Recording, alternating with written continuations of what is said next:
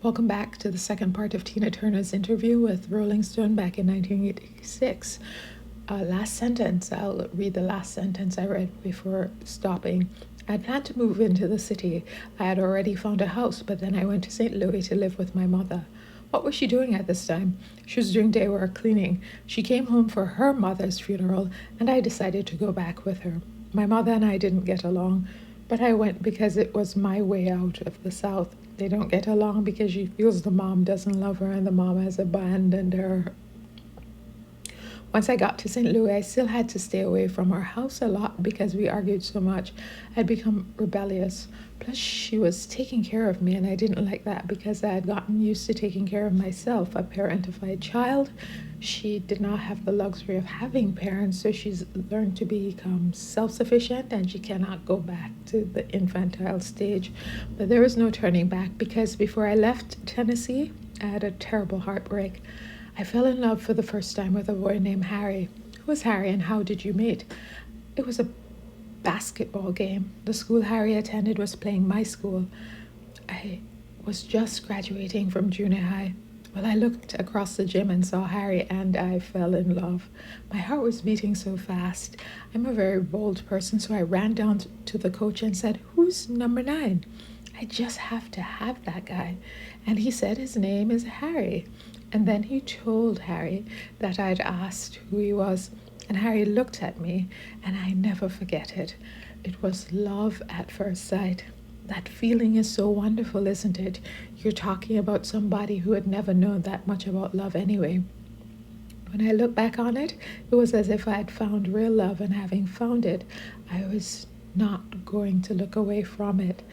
So yeah, it sounds romantic, but it also could be a part of the fact that, as she says, she's been deprived of love so much that the first instant she feels something, she thinks it's the real thing when maybe it's not.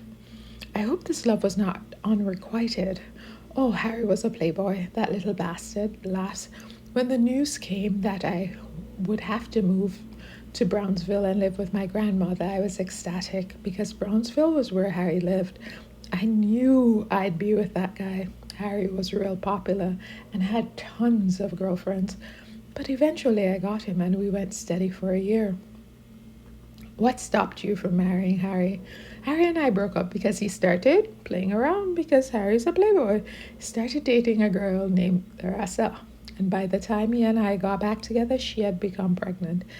He felt he should marry her. I wish he had told me his decision himself, but he didn't.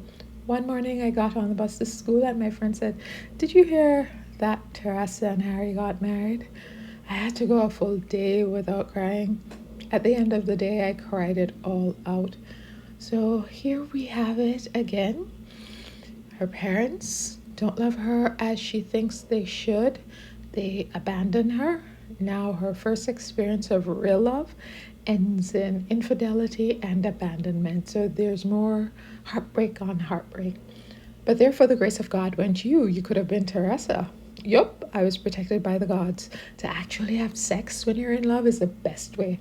I hadn't fooled around before Harry, and I didn't afterwards because I'm a very faithful woman. It was in St. Louis while you were still in high school that you met at Turner, wasn't it? Yeah, I started going to clubs with my sister Aline. She was a barmaid and one of the tops. My sister was really pretty. I was skinny with long legs and not very attractive. To be attractive with a black man, you have to be heavier, sexier looking. Aline had big boobs, black skin, and the same features as mine but smaller. She had a lot of style.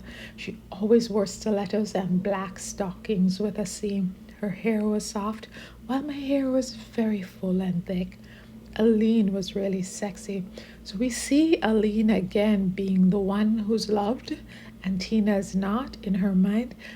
Aline is loved by the parents. Aline is loved by the black men. Aline is sexier. And there's Tina standing in her shade, self-esteem taking hit after hit. Do you recall the first time you laid eyes on Ike? I thought he was terribly ugly. There had been such a build-up about him because he had the hottest band around. When I first saw him, I remember thinking I had never seen anyone that skinny. He was immaculately dressed, real clean, all sculpted, the bones and the hair. He wore his hair processed. I didn't like processed hair, so I didn't like his hairdo. But when he walked out, he did have a great presence. Although you have to realize that I was a schoolgirl looking at a man. I was used to boys in jeans and short sleeve shirts. But boy, could he play that music. The place just started rocking. I wanted to get up there and sing so bad, but that took an entire year. One day during one of the band's break, the drummer came up and set the microphone down in front of me and I started singing. Well, when Ike heard me, he rushed over to me and said, "Girl, I didn't know you could sing." The band came back and I kept singing and everybody came around to see who it was. Everybody was real happy for me because they knew I was Aline's little sister who wanted to sing. I was a star. I went out and bought me all these clothes and I had fur and rings and gloves up to my elbow. I was driving a Cadillac and I was still in school. I started dating one of the boys in the band named Raymond. We didn't fool around right away because I was so unsophisticated or so young and needed not to just do it, but eventually you got pregnant. Did it occur to you to have an abortion? I didn't know about abortions and I wanted the baby. And my mother found out. I went to stay with Raymond. Were you in love with him? I didn't love him as much as I'd loved Harry, but he was good looking. I thought my baby's going to be beautiful. I did feel ashamed and afraid because I didn't think my mother would help me, but she did. Raymond broke his foot when I was living with him and had to go home to his family. So she said I could come home. So then I took care of her house, did all the cleaning, washing, and cooking for the family. So here's another relationship that Raymond breaks his foot and goes to his parents. She's with the baby, has to go back to her mom. How did you plan on taking care of your baby? Well, I went to the city hospital for unwed mothers, so there wasn't a hospital bill. My mother and sister supported us for a while, so I was taken care of in my early stages.